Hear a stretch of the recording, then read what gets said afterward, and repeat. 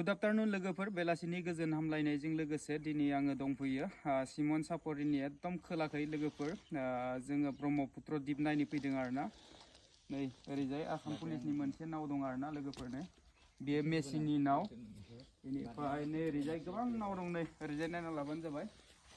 बेफोर नावफ्रा फिसा फिसा दंफांनि नाव गोजा आरोना लोगोफोर बेनिफ्राय नै ओरैजाय सिगाङाव दङ मेसिननि नाव आरोना लोगोफोर बेखौ मटरजों सलायो बेनिफ्राय नै ओरैजायबो गोबां नाव दं आरोना गोजान नाव फिसा फिसानो बेनिफ्राय जों बिदिब्ला दैनि एसे नुथायखौ नायना लानि दै लोगोफोरा नै नाहरलाय एकदम पुरा गोजानसिम आरोना नै ओरैजाय नै नुहुरस'आनो बैयो सिगाङाव थानाया बाला आरोना लोगोफोर नै बेनिफ्राय नैयो जाहैबाय सेरनि हाब्रां आरोना लोगोफोर नै बेनिफ्राय नै फंबायमोना ओरैजाय दं नै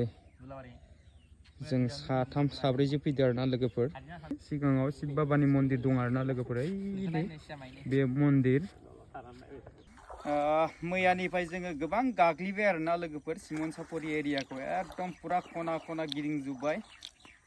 गोबां जायगाखौ भिडिअ बानायनो गोसोमोन नाथाय मोदैबो जादोंथ' हराव बिनि थाखायनो जोङो एसेबां भिडिअ खालामना देखायदिया आरोना बेनिफ्राय जास्ट माने जोङो ब्रह्मपुत्र घाट सेराव फैनो होननानै फैबाय आरोना लोगोफोर बिदिब्ला दिनैनि सर्ट भिडिअआ बेखिनियानोमोन गोजोन्थों।